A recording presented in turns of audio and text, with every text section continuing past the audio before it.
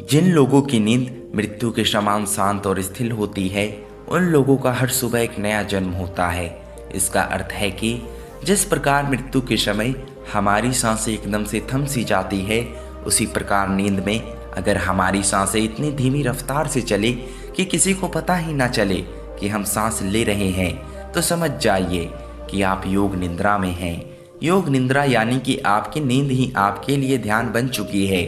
इसके बाद आपको ब्रह्म मुहूर्त में जागने का प्रयास नहीं करना पड़ेगा। आपका शरीर अपने आप ही बिस्तर को ब्रह्म मुहूर्त में छोड़ देगा, क्योंकि साधारण नींद को पूरा होने में 8 घंटे का वक्त लगता है, लेकिन योग निद्रा में वही नींद 4 से 5 घंटे में पूरी हो जाती है। लेकिन अपनी सांसों को योग निद्रा के अनुसार ढालने के लिए आपको कुछ बातों का ख्याल रखना होगा। सबसे पहली बात, अगर आपको ब्रह्म मुहूर्त में उठना है तो उसके लिए अपने शरीर के साथ जोर जबरदस्ती नहीं करनी है। अगर आपकी नींद पूरी नहीं हुई है तो आपको कोई भी अलार्म यूज करने की जरूरत नहीं है, क्योंकि अगर आप नींद पूरे हुए बिना ही ब्रह्म मुहूर्त में उठ जाते हैं तो आप ब्रह्म मुहूर्त की ऊर्जा का भरपूर उपयोग नहीं कर पाएंगे। अगर ब्रह्म मुहूर्त में आपकी आंखें अपने आप खुलती है तो ही आप सुबह के ध्यान में गहरे प्रविष्ट हो सकते हैं। लेकिन अगर हम अपने साथ जबरदस्ती करते हैं तो हमारा पूरा दिन तनाव में बीतेगा, थकावट में बीतेगा। ब्रह्म मुहूर्त में जागने की तैयारी पिछली रात को की जाती है, तो वो तैयारी क्या है, चलिए एक एक करके जानते हैं। ध्यान से सुनिए। सबसे पहली बात, 9 बजे सोने की तैयारी कर लीजिए। ये समय निश्चित कर लीजिए कि आपको किसी भी हालत में 9 बजे अपने बिस्तर पर पहुंच जाना है और बिस्तर पर पहुंचकर स्थिर और शांत होकर सो जाना है। आपका दफ्तर दफ्तर में ही रह जाए, आपका व्यापार बाहर ही रह जाए। शयन कक्ष में आपके साथ कोई भी चीज या कोई भी विचार ऐसा ना हो जो आपको बाहर की तरफ ले जाए, कितने भी जरूरी काम क्यों ना हो। लेकिन एक गहरी नींद के मुकाबले कोई काम ज़्यादा जरूरी नहीं होता। धन तो लोग कमा लेते हैं, लेकिन उस धन से एक रात का नींद भी नहीं खरीदा जा सकता। 9 बजे सोने की तैयारी 7 बजे ही शुरू हो जाती है। अगर आप सोचेंगे कि मैं 9 बजे सीधा बिस्तर पर जाकर गहरी नींद में चला जाऊंगा, तो ये आपका वहम है। गहरी नींद यानी कि योग निद्रा में जाने के लिए आपको सोने से पहले कुछ तैयारियां करनी होती है।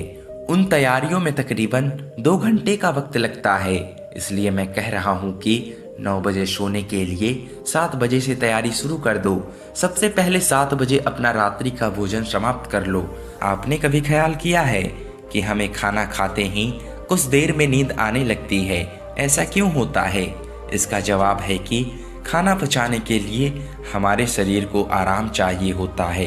नींद का एक सबसे महत्वपूर्ण उद्देश्य होता है खाने को पचाना। पूरी रात हमारा पाचन तंत्र उस खाने को पचाने में लगा होता है जो हम सोने से पहले खाते हैं। आप रात्रि का भोजन जितना जल्दी करेंगे, खाना उतना जल्दी पच जाएगा और आपकी नींद पूरी हो जाएगी। आयुर्वेद में रात्रि के भोजन के लिए जो समय निश्चित किया गया है वो सूरज छिपने से पहले का किया गया है, और रात्रि का भोजन जितना हल्का होगा, हमारा पाचन तंत्र अपना काम उतना ही जल्दी पूरा करेगा। इसलिए रात्रि के भोजन में हमेशा हल्का खाना ही खाएं। जिस खाने को पकने में जितना ज़्यादा समय लगता है वो खाना उतना ही भारी होता है, और उसके विपरीत जिस खाने को पकने में जितना कम समय लगता है वो खाना उतना ही हल्का होता है। उदाहरण के लिए रोटी को पकाने में ज़्यादा मेहनत और ज़्यादा समय लगता है, वहीं पर चावल को पकाने में कम मेहनत लगता है। इसके फलस्वरूप रोटी को पचाने में हमारे शरीर की ज़्यादा ऊर्जा लगती है। खिचड़ी, चावल, उबली हुई सब्जियां ये हल्के खाने में आते हैं, और वहीं पर रोटी, घी, मांस, दाल भारी खाने में आते हैं, जिनको पचाने में हमारी शरीर की ज़्यादा ऊर्जा और ज़्यादा समय लगता है, जिसकी वजह से हमारी नींद की अवधि बढ़ जाती है। शरीर की अधिकतर बीमारियां इसी कारण से पैदा होती है कि हमें ये पता ही नहीं होता कि किस समय किस तरह का भोजन करना चाहिए। आजकल लोग अच्छी शरीर बनाने के लिए जिम करते हैं, अच्छी डाइट लेते हैं, अच्छा आहार लेते हैं, जो कि भारी होता है। उस शरीर को बलवान तो बना देता है, लेकिन शरीर में वो ऊर्जा, वो फुर्ती, वो ताजगी खत्म हो जाती है। शरीर का बलवान होने से ज़्यादा मज़ा मन का आनंदित होने में होता है। ये बात तो सत्य है कि आदमी को स्वस्थ रहना चाहिए और उसके लिए व्यायाम जरूरी है।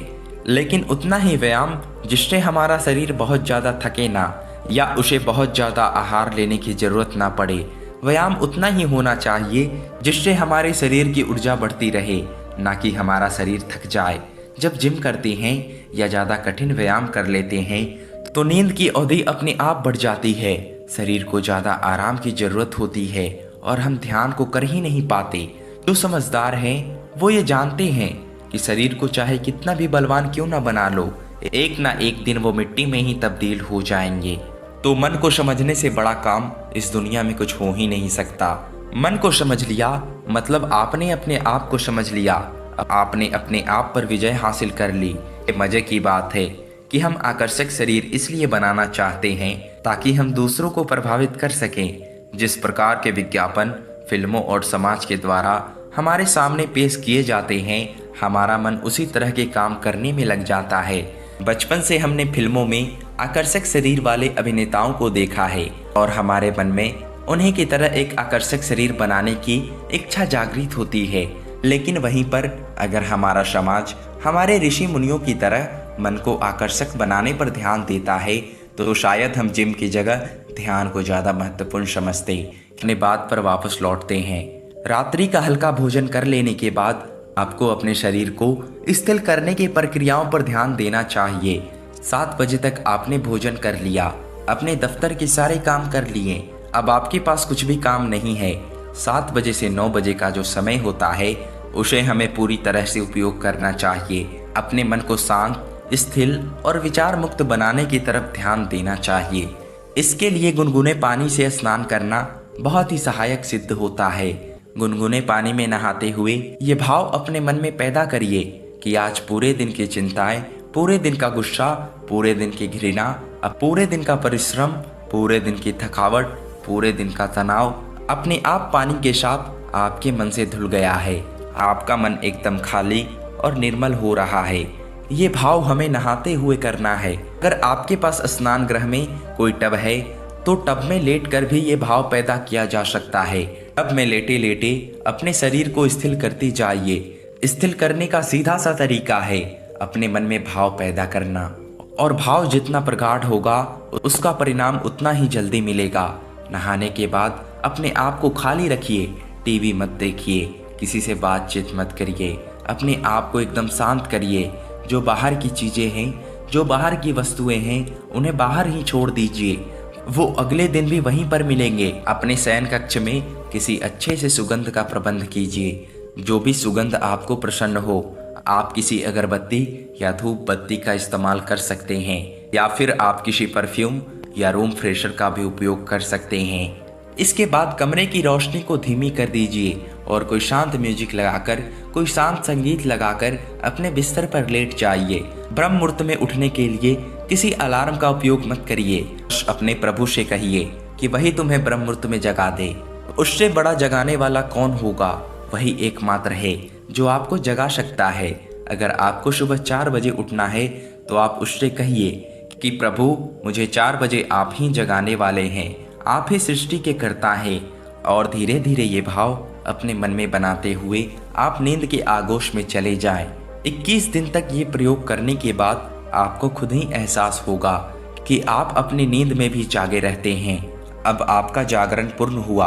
अब आप योग निद्रा में प्रविष्ट हो चुके हैं। जिस नींद को पूरा होने में 8 से 10 घंटे का समय लगता था और उसके बाद भी मन में थकावट बनी रहती थी, अब वही नींद 4 से 5 घंटे में पूरी होकर भी आपको चुस्त बनाए रखेगी, क्योंकि अब आपकी नींद वास्तविक नींद है। पहले वाले नींद में आप अपने सपनों में चलते रहते थे। आपका मन, आपका मस्तिष्क निरंतर काम करता रहता था। आपका पाचन तंत्र अलग क्रियाओं में लिप्त रहता था। लेकिन अब ना तो आपके मन में कुछ विचार चलते हैं, ना आपको सपने आते हैं और ना ही आपके पाचन तंत्र पर उतना दबाव बना रहता है। और इसीलिए आपकी शरीर की ऊर्जा, आपकी ताजगी सबको हैरान कर देगी। अब आप बिल्कुल भी नहीं थकेंगे, ना आपको अफसोस आएगा, ना आप तनाव में रहेंगे। पूरा दिन ताजगी से भरा हुआ, नयापन से भरा हुआ, हर काम में आनंद आने लगता है। योग निद्रा में पहुंचने के बाद आपका ध्यान करना भी सरल हो जाता है। आप बहुत जल्दी और बहुत गहरे ध्यान में प्रविष्ट हो जाते हैं। रात को योग निद्रा लेने के बाद ब्रह्म मुहूर्त का ध्यान सबसे ज़्यादा लाभकारी होता है। इसलिए ब्रह्म मुहूर्त में जागकर आधा या 1 घंटा ध्यान जरूर देना। उसके बाद आप उस असीम सत्य को जानने में सक्षम हो पाएंगे। आप उस विराट को समझ पाएंगे। आप वो देख पाएंगे जो कण कण में बसा हुआ है और हम आज तक नहीं देख पाए। आप वो समझ पाएंगे जो सभी शास्त्रों और सभी वेदों का निचोड़ है, जो सभी ऋषि मुनियों की सीख है और जिस पर पूरा अध्यात्म टिका हुआ है। शास्त्र, वेद या ज्ञान कुछ याद करने की चीज नहीं होती, ना ही रटने की चीज होती है। वो तो अनुभूति करने की होती है। जब तक आप अनुभव नहीं करेंगे तब तक वो कचरा है, उसका कुछ उपयोग नहीं है। वो ज्ञान सिर्फ आपके मन पर एक भार बना देगा, एक तनाव पैदा कर देगा।